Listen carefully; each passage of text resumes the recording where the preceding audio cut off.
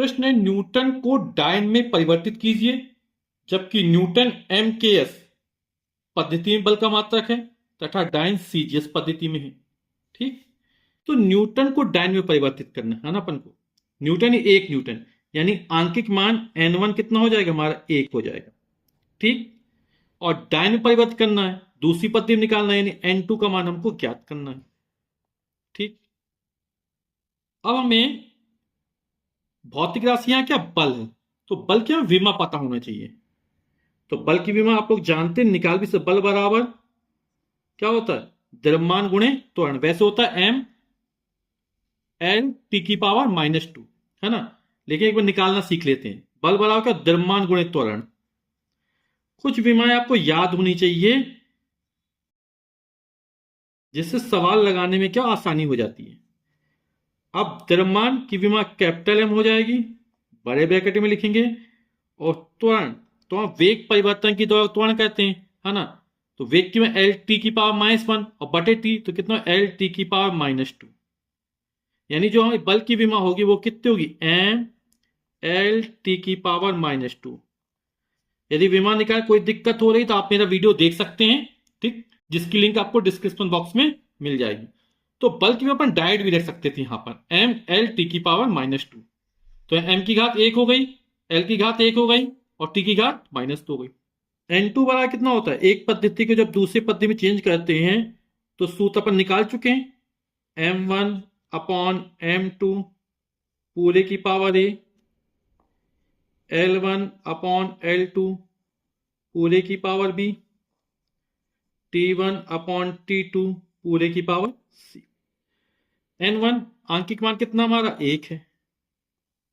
अब न्यूटन को डायन में बदलना है ना। पहली पद्धति न्यूटन किसमें, एम केस में, ठीक है। तो आपकी सुविधा के लिए कैसे लिखा जाता है वो उस फॉर्म में लिख देते हैं।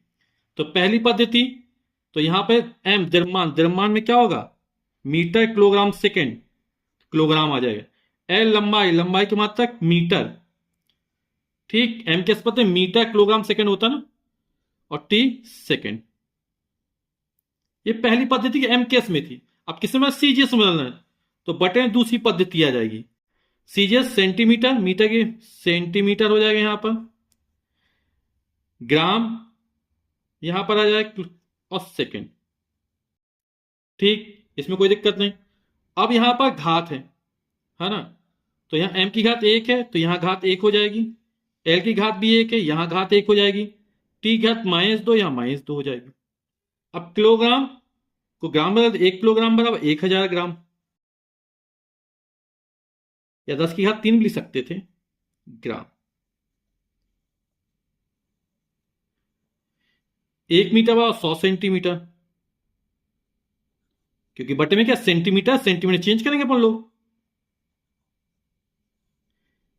और इस सेकंड को सीधा लिखा रहने देते, सेकंड बटे सेकंड। यहां पे इसकी भी घात 1 है, इसकी भी घात है, इसकी घात -2 है। ग्राम से ग्राम कट जाएगा, 1000, 1000 नहीं 10 गुणा 10 गुणा 10, 10 की घात 3।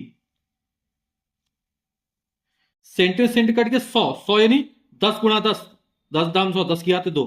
ये सेकंड सेकंड एक, एक की घात -2 का मान 1 ही होता है। एक की चाहे सी घात लग जाए, 0 लगेगी तो एक तो भी इसका मान 1 होगा, है ना। तो 10 की घात 3 गुणा 10 की घात 2, आधा समान घात जोड़ 10 की घात 5, है ना। यानी कि 1 न्यूटन बराबर, तो आंके में n1 का मान 1 था, मात्रक न्यूटन हो गया। इसका आंकिक मान 10 की घात 5 यानी n2 का मान, और मात्रक क्या हमारा, डाइन। यानी 1 न्यूटन बराबर होता 10 की घात 5 डाइन।